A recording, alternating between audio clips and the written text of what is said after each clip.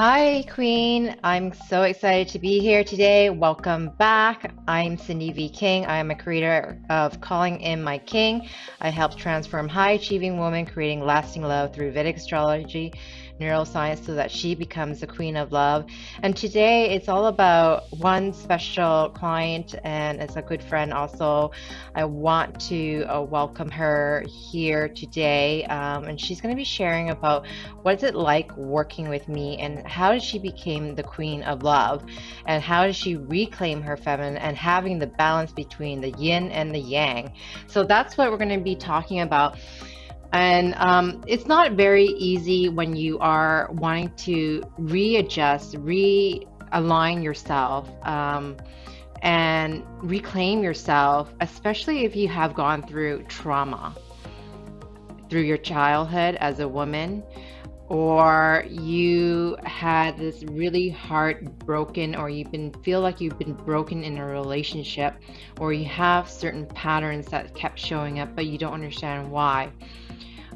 She's going to share her story, specifically what it happened to her, and how when she was working with me, how she finally understood why things were happening, and how she finally decided that she wanted to make a change, and how to communicate with that. And it wasn't easy for her. It's never easy to make change in your life, because once you are not even aware of certain patterns as well. I think I have to be so grateful that Vedic astrology has came into my life, and I'm very grateful for that. So I can help so many of people, like women, like even yourself, if you're listening to this, and not really struggle or suffer through unconsciously, and be self-aware and do something about it. We do all need our masculine side, and our masculine side is there to say, go get help. That means jumping and going on board, because wondering if that next guy is going to be the right guy for you, it might not happen. And Vedic astrology is one piece, but there's also the coaching part, and the combination of two makes it really, really profound. I haven't seen anything like this before, so I'm very excited to be sharing this story about, even if you single and you couldn't get a date, or you've been married before, or you're a single mother. It's all about you being a queen again, and how you claim yourself. It's not about being a princess. I really want you to own your own kingdom. And this is not any type of woman. This is a high achieving woman. And when I hear women say, what do you mean by high achieving? Like, do they have to be like really wealthy, client? No, it means that you go out there and you reclaim your life. That's being high achiever. You're not going to be sitting back and being passive when things are in danger within yourself. You can't feel the things that you feel, or understand certain things. And being a high achiever is going to school, going to work, just go and get things that needs to be healthy for you and your body. And that's what I mean by that, being high achiever. Go after the things that you really desire, but get the right knowledge and skills, because that makes a big difference. Having a coach there is such a helpful thing, because you get feedback, right? And the fun part about me doing this neuroscience part is I get to teach you about how science can prove this as well. Not only astrology. Astrology is wonderful for the spiritual beings, and understanding a little bit more of the archetype, how you carry yourself. We could do the Myers-Briggs, all it matters. That's psychology. And neuroscience is all about how to retrain your brain to do certain things. So, and that's where I'm getting my license into. And I'm so excited to be sharing this journey with you, because I couldn't do this without you listening to me today, because I think you are part of the journey too. So let's get started. Hey, I'm so thankful that you're here today with me, and it's really meaningful that you're going to be sharing your story, because there's so many female out there and wanting to tap into their feminine energy, and they don't know how. And you're just one of those people out there is wanting to share their story today. Just with me and everybody who's really struggling in the same spot as you were until then. So the reason why, all your relationship didn't work, can you talk about your past relationship? Oh, you've helped me a lot with kind of like right before I got into my current relationship that I'm in now. There was a few things that were going on before I was able to get into it with my personal, I guess, journey and things that Right. I was struggling with, and things that were kind of stopping me from entering into this relationship. So, Right. yeah. Yeah. So, and that being said, when you were, I want you to describe yourself. You run a business, right? You're I do, yeah. So I'm a busy woman, uh, and I run my own business. I have a fitness studio. So, with that comes a lot of responsibility. I do everything from making our monthly schedule to creating curriculum.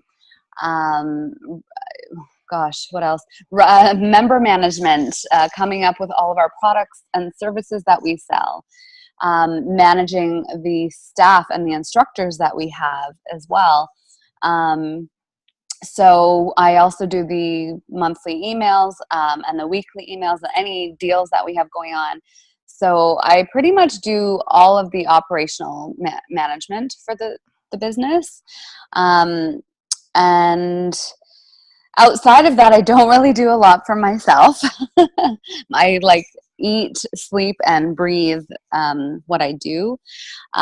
So I've been doing that since 2010. So we're 8 years in now.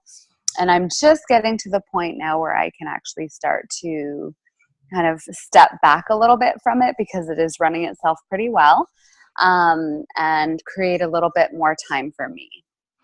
right. That's Yeah. amazing. Congratulations on that. Thank you. So I'm an empowered woman. I am very independent. I'm very motivated, and I'm very driven. Right. And that's like at a very young age as well. I think, I mean, no, I maybe there was something when I was younger in me that was that way, but I really didn't tap into that side of myself until I was about 25. So, my whole life, I've always worked. I've always kind of followed the pack. And then when I was 25 and I discovered pole, which is what I do now, pole fitness, that is what changed my whole world. I think in a way I always knew, like even when I was a teenager working for people, that I didn't really want to work for anybody. I always knew that I wanted to work for myself, but I didn't know what I wanted to do. So I never did anything. So I always just worked for other people, listened to other people. And when I was 25 and I discovered pole fitness, that's when I kind of knew, within like a year of me doing it, I was like, this is so empowering for women, and it is changing lives. And I know that's really cliche, but it really does. Like, the pole community is unlike any other community I've ever been a part of. And so when I started teaching, I was teaching for somebody else, and I was living in the UK at the time, and I was teaching for her. And that's really when I was like, you know what, when I move back to Canada, I can't see myself doing anything else. I know it's going to be a struggle. I know I'm probably going to have to work a 9-to-5 job while I get this thing off the ground, but I definitely know that this is something that I want to do for my life. This is my career, and I want to really have a go at it. And so that was kind of my motivation. My motivation behind me being kind of like an entrepreneur was that I wanted to make a difference in people's lives, and I wanted to give them a space where they could come and feel exactly how I felt when I went to those classes as a student. So fast forward like 10 years into it, because I started in 2006, so actually 12 years into it. Now I'm at a place where I've been doing this since 2006, and I love that I have business, but now I've discovered that I'm more of an entrepreneur and I have all these ideas, and seeing my first business take off and be successful has kind of paved the way for me to do other things. And as I've grown and over the years, I've discovered that there are other things that I want to do. I don't want to just be a dance instructor. I don't want to just be a fitness instructor, but there are other passions, like artistic passions, and things like interior design, things like wine tasting and doing those kind of things. Just creating really cool experiences for people is kind of what I really love, and just making people feel good and giving them something to do. Like, that's where my passion lies. So that's kind of, in a nutshell, my motivation. Beautiful. Yeah. I think it's wonderful in today's era to have women like yourself to make a difference in the world to others people, and that's your gift to the world. I remember when we first sat down and I asked you not only your job description, but how does the men feel what you do? Mm-hmm. And I remember the first thing that you said was they're intimidated. Mm-hmm. Yeah, and I feel like that. I think men, maybe not all men, and this is not a blanket statement. I feel like men sometimes do feel intimidated by women that are powerful. Now, I'm not talking about my man because my man is very much almost turned on by the fact that I have a mind of my own, and I'm driven, and he doesn't have to carry me. Now, I think that comes from, his past, where he's kind of had to be the breadwinner and carry, whoever he was with, and I think it's kind of refreshing now that, we've both grown up and we're now in this relationship that is not a codependent relationship. It's very much an independent relationship coexisting together. So both of us have our own things going on. Both of us are very driven in our different careers, but we really can coexist together. And I really appreciate that about him as well. I think it would be unfair for us to talk about just what men think of women, but what we actually think of them too, and what we want in a partner. So yeah, we can talk about that later, but yeah, I want to hear more, like the story when you were not the current partner that you are with, but your past partner, how driven you are, and you have gone on to dates, and you have guys friend, they're like, wow, you do this, you run a own business and it's successful, and you support, and in today's society, you have been there, and you say, wow, this guy is like intimidated. Yeah, going to my past relationships, I've had a few. I've always felt like I was in their shadow. So I had, my first marriage, my only marriage, I felt he was very driven, but he was very, what is the word? Impulsive. So he was one of those people that kind of like, he would be super excited about a certain passion project, and then like he wouldn't really give it his all, but he would be into it and then change his mind and go into something else. So everything was kind of always left unfinished. And so I really, in that relationship, I felt I was not a priority in that relationship at all. Like, his priorities and his passions lied with whatever he was doing, whatever his projects were, whether that was like motorcycle racing or building robots. I know it sounds really like extreme, but that was the reality of it. Dating or being with and married to a computer guy and a software developer. He was very much into all of that techie stuff. And so I felt completely invisible in that relationship, which is why it ended. We ended really on amicable terms. It was kind of like, you know what, you're really into this. I have nothing in common with you. we were very young. We were 19. I was 19 when we got married. He was a little bit older than me, but that was a relationship that we kind of ended up, we married for kind of like convenience. And then a few years later, 5 years later, we decided to part ways just because we both wanted different things in life. So, and then after that relationship, I got into another relationship where, again, I felt really invisible, and I felt almost like I wasn't good enough, because I was told all the time, like, you know what, don't worry, I'm going to take care of that. Silly things like I couldn't even sweep up the kitchen, and it would be like, oh, no, don't worry, I'll do that because I can do it better. I do a better job. And it was always like that. And I stayed in that relationship for 8 years.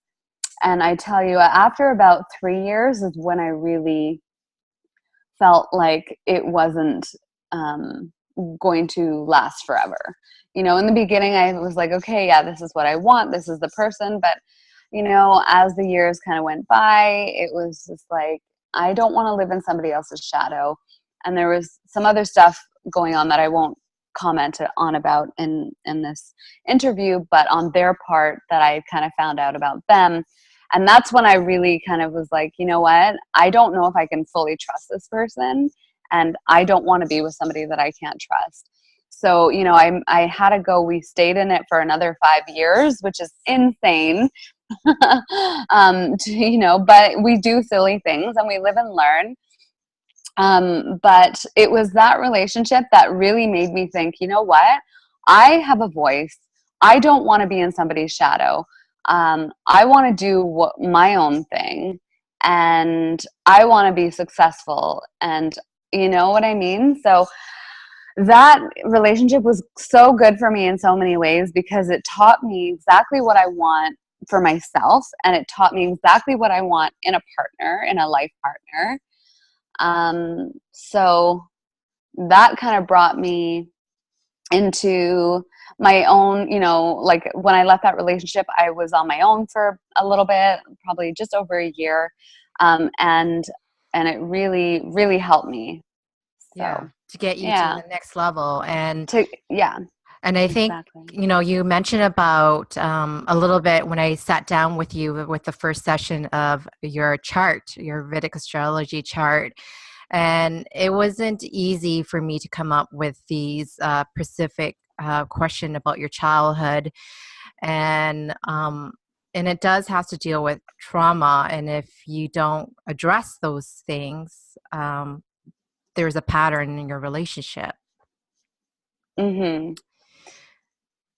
And so, and that being said, like, I know when we first sat down and we discussed that, and it's something that you never revealed to anybody, and you start noticing those patterns as I was talking to you specifically about your chart. Did you find that accurate?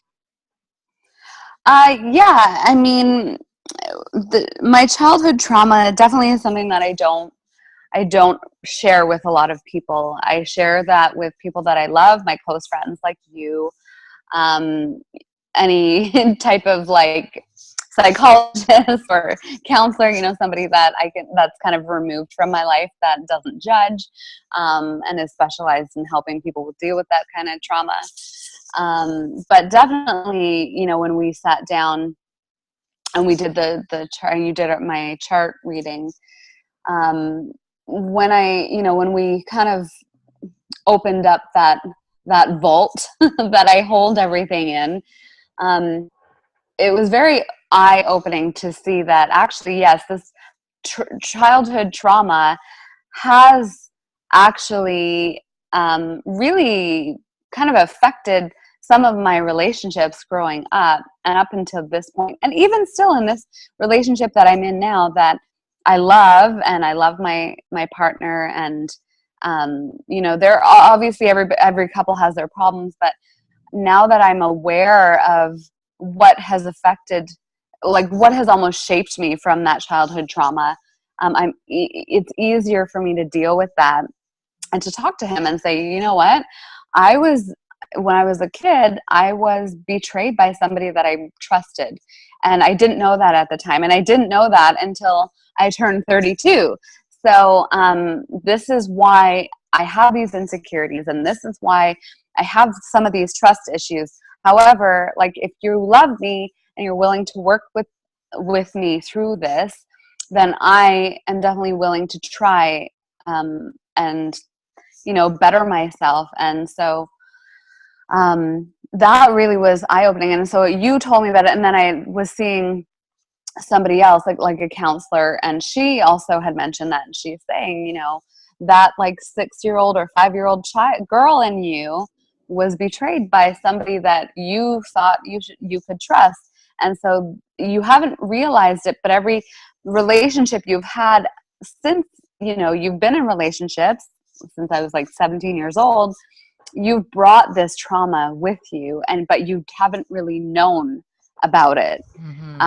So it's really amazing to know about this and be able to talk about this with my partner now. It's just like, okay, just remember, this is why I am feeling this way.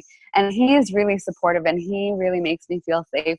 And so, if I say, honey, I don't appreciate this because it makes me feel unsafe, he is very quick to change his actions and say, well, one, you're kind of being ridiculous right now, but I get it. And okay, I will make you feel as safe as I can.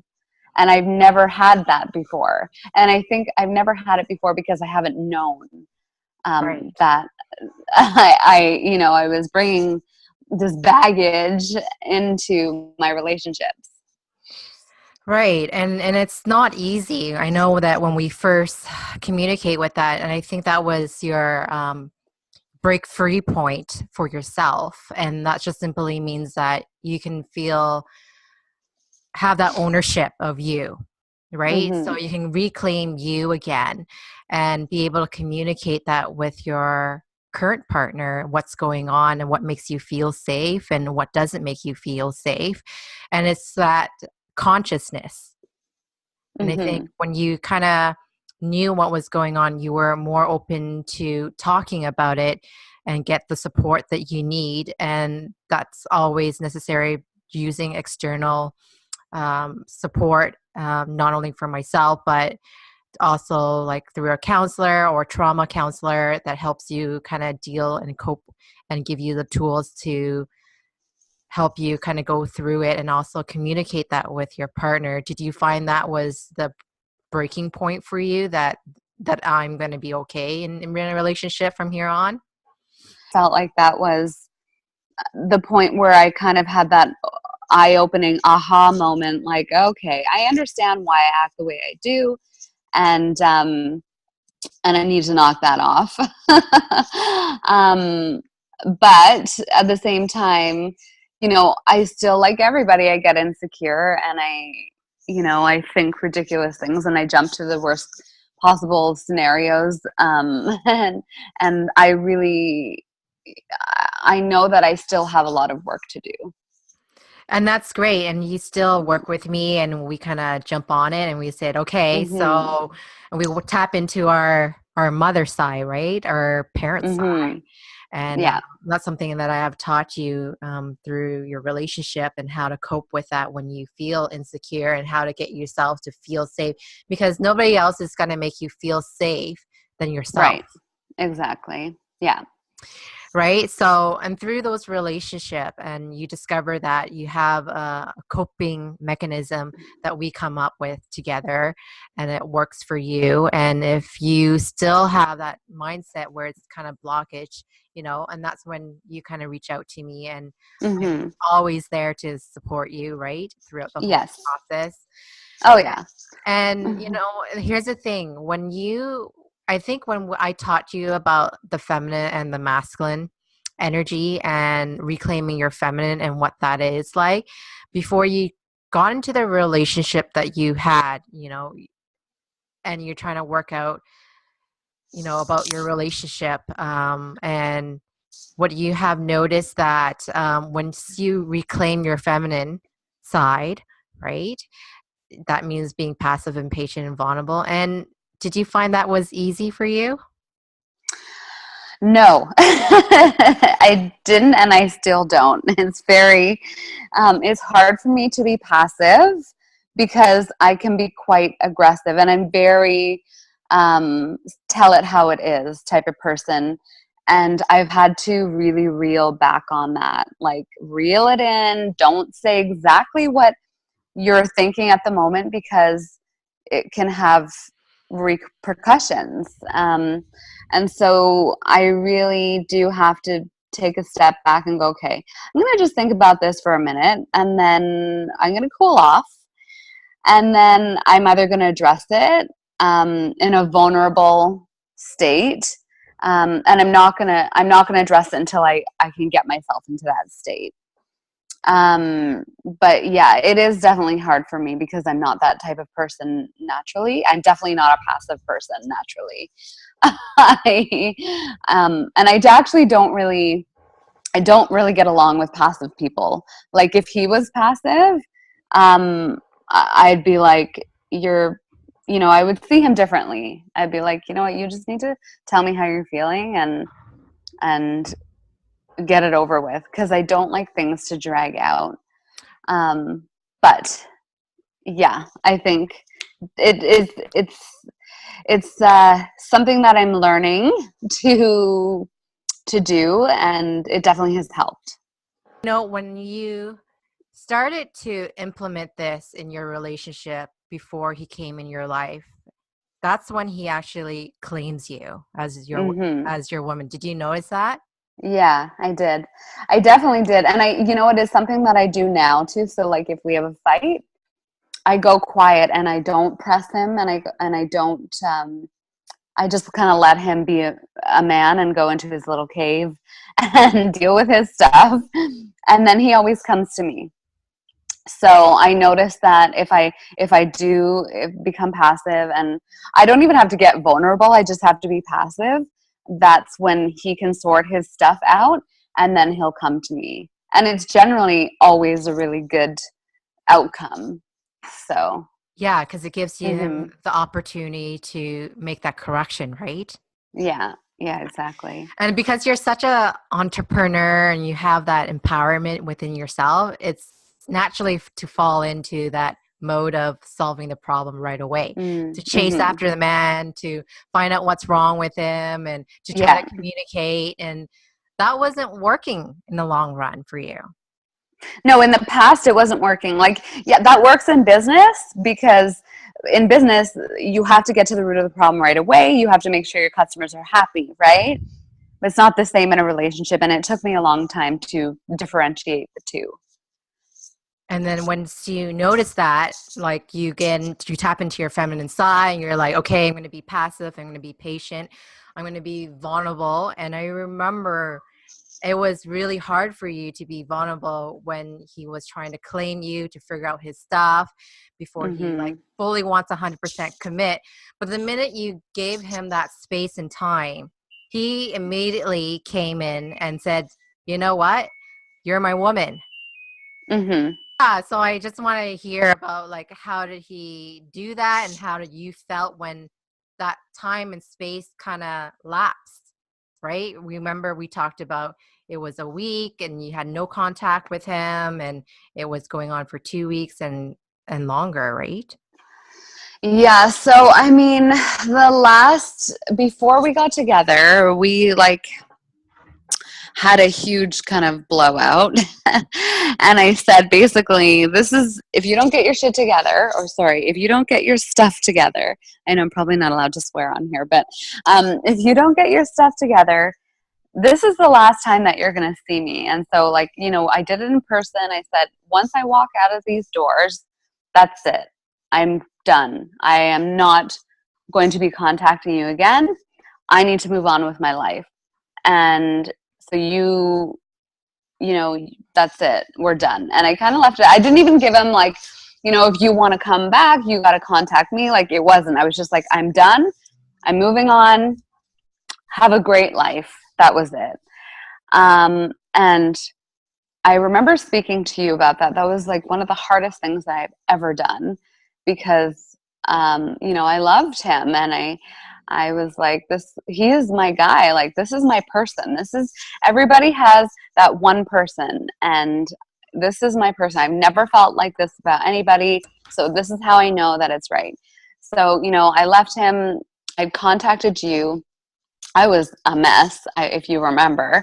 And I remember you told me to journal and to write things down. And, but to write it like as if I was talking to him, to tell him what I was feeling.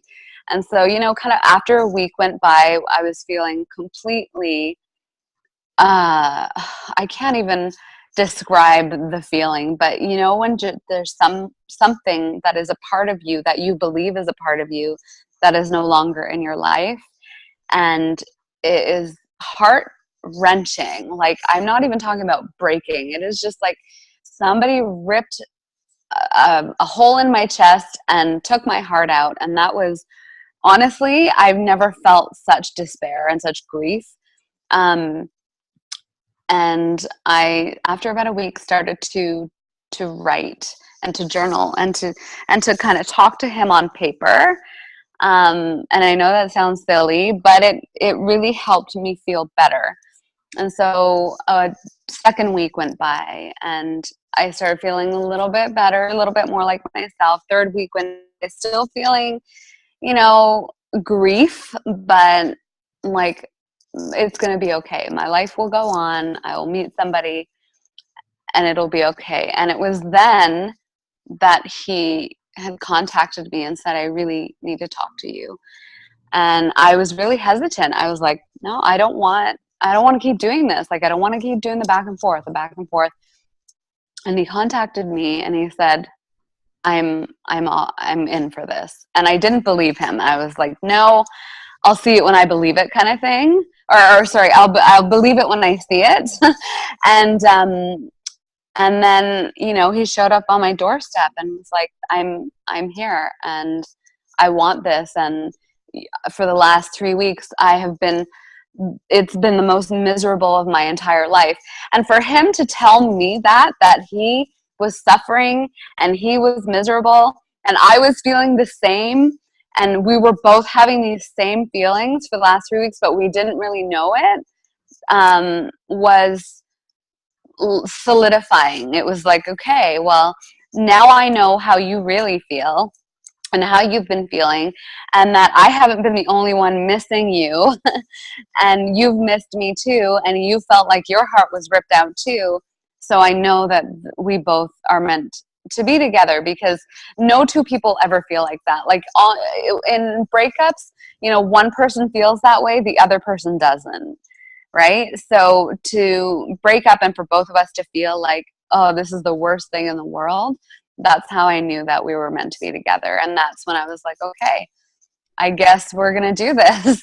And we did. And fast forward like 2 years later and we're great. So Yeah, you guys moved yeah. on. It's like a beautiful relationship, and he claimed you as his woman, and that's who he wants to commit to for his remaining of his life, and creating a future with you and whatever that vision is. And you had standards. You didn't, I remember when we sat down, I said, you know what's your 5 non-negotiable? And we sat down and we, how I kind of listed out with you. And I said, these are your non-negotiables. And are you going to stick with this list? And you did. I'm so proud of you. And one of the lists is getting married, having a family. Yeah. And, I won't tell you the rest of the list, but you had expectation, and either he's going to meet this expectation or not. Yeah.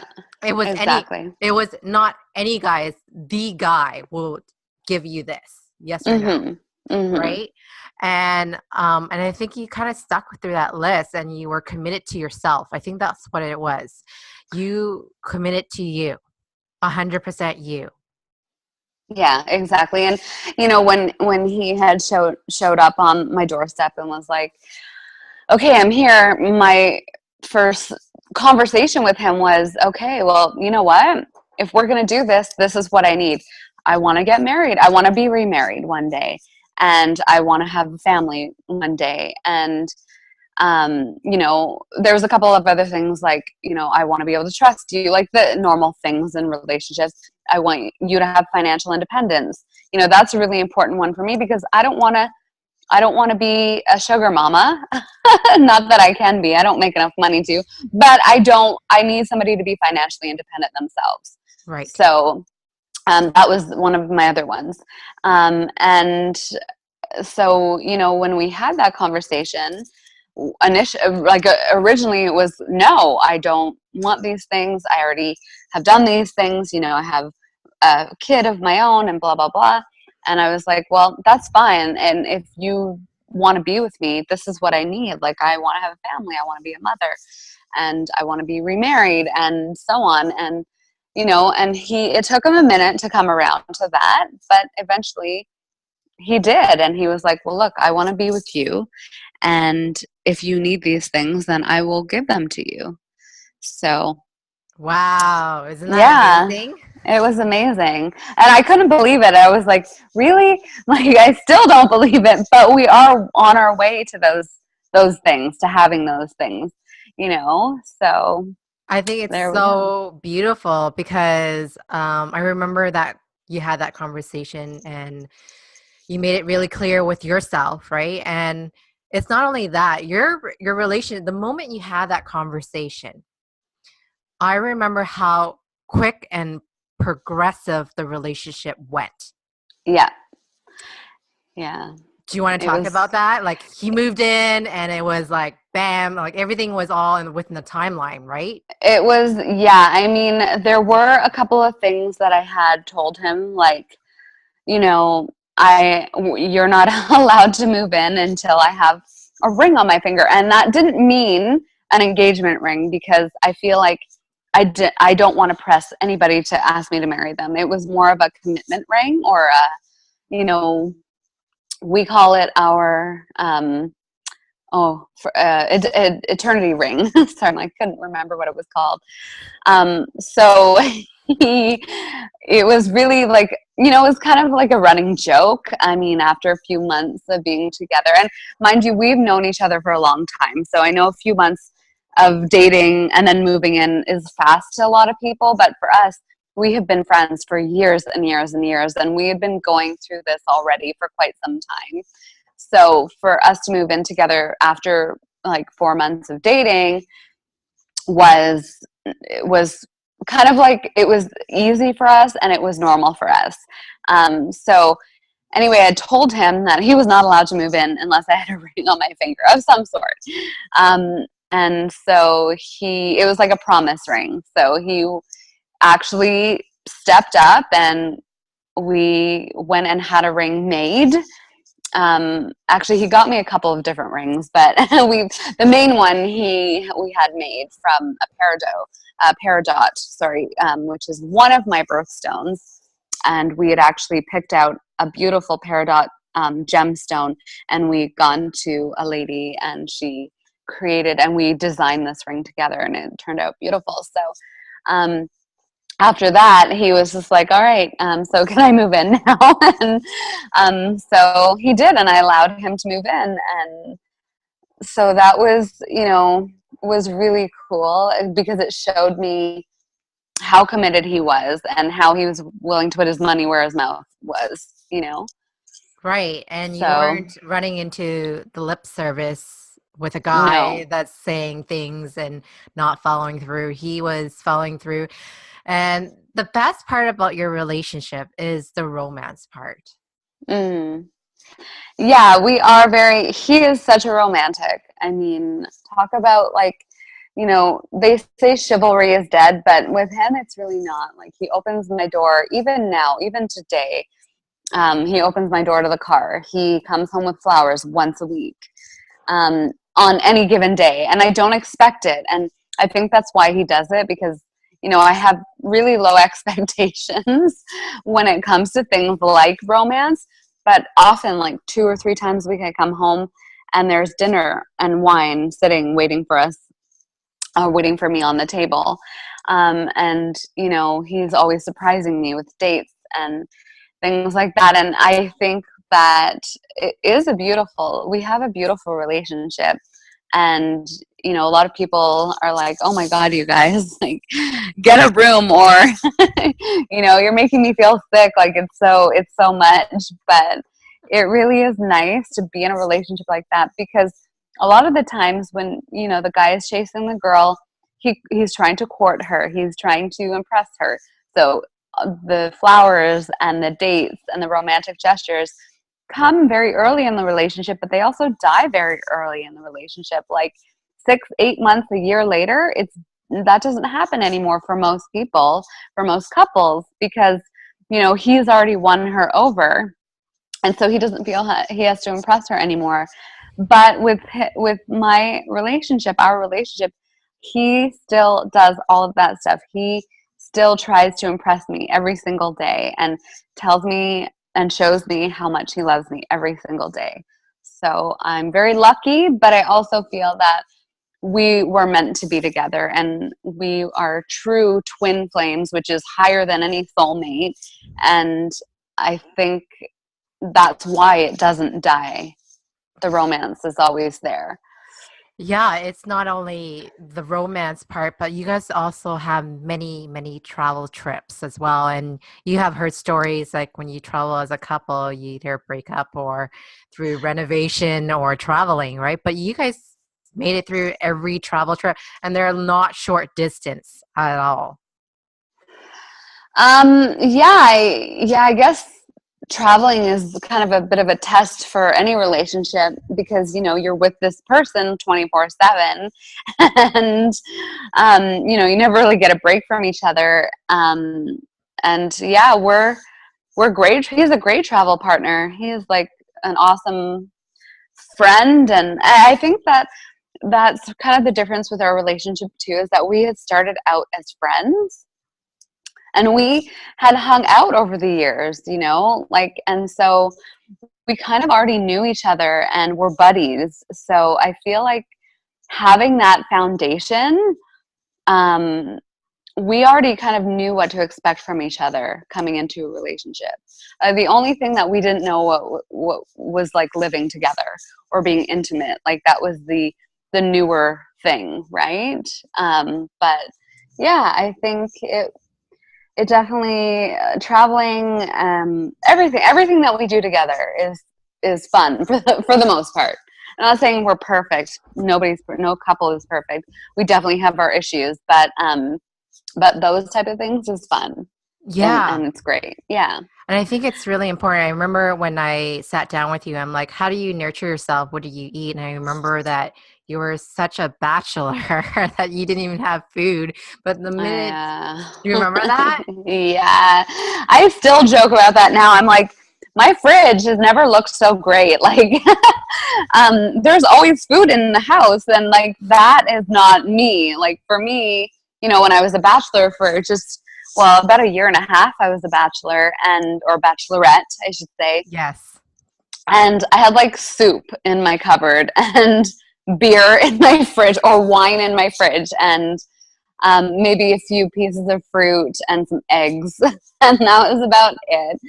I really didn't cook for myself a lot. And my brother had moved in for a short time as well. So that was before my current boyfriend and I were together. But so when my brother moved in for a little bit, you know, even then I was still like, I'm still a bachelor. You just cook for yourself. Don't worry about it. We're on different schedules anyway. But yeah, that all changed. And also, you know, he's a father, so he brings with him all of that, like, need to constantly have the house filled with food. And I'm not complaining at all. I love it. Right. I remember But that was the biggest thing, that you're like, it's kind of nice having a man coming home from work really late and then there's food on the table. And then you were saying yeah. that was a huge change for you. And it was like eating healthy. It wasn't eating like junk food, like pop or beer and chips for you when you're Right. hungry. Yeah, exactly. And you know, here's the thing. I think your relationship has revolved and you guys are in different state, and this is where you want to take it to the next level, is potentially getting married and wanting to have kids. And are you on track with that now? Do you feel? Yeah, we are. There's just a couple things to tie up on his end. We're just waiting for, he was married before, so we're waiting for his divorce to go through, which should be any day now. But I'm not really pushing it too hard because I know that it's going to happen. Like, you know, we've already talked about it. And then in terms of kids, we are, you know, going to be trying soon for that. So yeah, we're on track.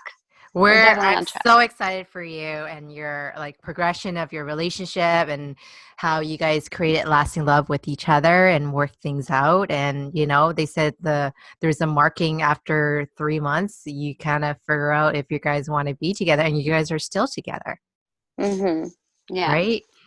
And you still feel like you're in that love phase where he still romances you and claims you as his woman and checks up on you and meets your needs. Yeah. Oh, for sure. Yeah, I don't think that'll ever falter with him. I remember like in the very beginning that you met his family. And that was interesting on both sides of the family in a good way. Yeah, when like his extended family, you mean? His extended family and his mom and dad. Yeah, they really have embraced me. And, you know, one of the true kind of testaments to our love is that when I first met them was a few months after we gotten together, and they really were, all of them were saying, and in front of me to him, I have never seen you so happy in all of the years. Like his aunts and uncles, they were like, I have never seen you so happy. His father came out and said, I have my son back. And that was like, for me to hear, like he said that in front of me, and I was like, oh my God, how powerful that from his father, who's like 76, I think 75, 76, who never talks about his feelings. He's like a true, like, you know, a manly man. And for him to come out and say, I finally have my son back after however many years, you know, he was in his past relationship, was like so eye-opening to me. And I was just like, are you kidding me? So for all of these like 18 years that you've been with this other person, you've not been yourself? Like, are you kidding me? So that was incredible. And I was just like, wow, for your dad to say that was like, I don't know, it just moved me. It melted my heart. Like I cry almost every time that I think about it. I'm just like, that is some powerful stuff there. And that is so beautiful. When when you told me that in our session and you were saying that his family loves me and adores me and really want this relationship to be together for a long time and celebrating that. Yeah, it is a beautiful thing. His family has just completely embraced me, and I feel so lucky and so blessed. Yeah, because of that. Yeah. I think it is such a wonderful place to be with yourself, because you've gone through a lot of trials and error. And when I sat down with you and I said, like, here's the areas that we need to work on in your relationship. Here's the tools that how I can help you to get you there and how to get into that lasting relationship. If this is the man that you really want to be and you really need to work on you. And he said, I'm 100% in. Yeah. Do you remember that? Yeah, that moment? I do. And then when you said that, and I said, okay, it's not going to be easy. Here's a few things that we need to adjust. And one of them was the journaling and writing.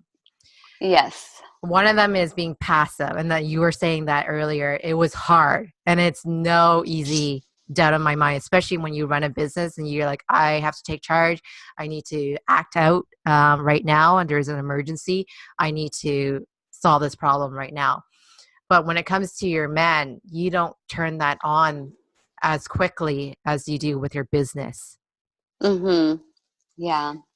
And you let him sort it out himself. You just let it. It's not easy, for sure. Like when you see your man suffering or anybody suffering, that empathy it kicks in, right? And it's like, Oh yeah. you really want to save that, but it's not about that. It's about letting them be them. Exactly. Mm-hmm. So what was the result did you get from working for me? Working with you. Well, I definitely am more self-aware of how I am, because, before we were working together, I remember like I was always blaming other people. I was like, it's their fault. It's, and then when we started working together, I remember you saying, everything that you think of other people is a reflection of yourself and your own feelings. And so I started looking at all of my relationships, even like romantic ones, family ones, one with my mother, and thinking, okay, how they're acting is my perception is basically how I am feeling. And so when I started looking at other relationships and thinking really like, how am I actually feeling about this? That's when things started to shift. And, really opening my eyes to like my past childhood trauma and how I've created patterns my whole life because of that was really eye-opening. And how I behaved with my partner, and how I should behave and how I should, be passive, patient, and vulnerable. That really has helped as well. So thank you Oh, you're for welcome. all of it, all of the readings, and just being there, even when we weren't doing any readings, and just being, could just vent to, really helps, and I think as women, we need each other. We definitely need each other for support. And because, sometimes I can't talk to my man about things that I'm feeling, but I can always talk to you. And I always rely on my friends for just being an ear to listen or a shoulder to lean on. So thank you for all of that. Oh, you're so welcome. I'm so happy to be in that journey. And if there's a woman who's sitting on the fence right now listening to you and whether to work with, what would you have to say to them? Definitely go for it. Your life will change. Your eyes will be opened. Don't wait. Just go for it. Just jump on it, right? Yeah. So I want to thank you so much for taking the time today, sharing your story. I think it's very impactful what you have shared with many, many other women can relate to your story because they could be stuck in many years in a relationship that's not even working for them or not understanding the pattern of it. Or struggling or dealing with their trauma, where to go and what kind of trauma, because there's so many types of trauma out there. And, I have to be grateful that astrology has helped me discover what that looks like as an individual and where does it start and how far it has gone and what kind of pattern it is. So I'm very grateful to have that tools, and I don't see any other coach that's doing this better through Vedic astrology. And I do have a program that's what I kind of put you through, was a program to reclaim yourself, reclaim your feminine side, and teaching the balance between the yin and the yang. And I think I remember sitting down doing that with you. And I hope this tools that I have offer to to the public will help many individuals out there. So it will. I mean, I remember when we sit down and you put me through that, those questions and things like that, and my homework that I had. I remember you gave me homework. It was so, what's the word? My self-development. Like I've never gone through something like that where I've realized so much about myself. So like I was saying before, like eye-opening, those aha moments, I kind of understand now why I am the way I am. Self-discovery, that's what it is.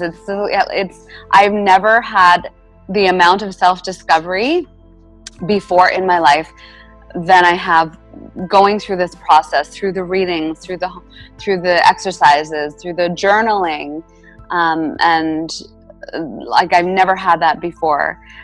So that was all you that did that. So if anybody wants to self-discover, and they really just need like that extra push, then definitely Miss Sindy King is the one for you. So Thank you so much for coming on. And everybody, if you would like to share this video and want to book an appointment with me, I'll leave the link down below. My program is available, but we go through a screening process to help you to make sure that you're the right fit.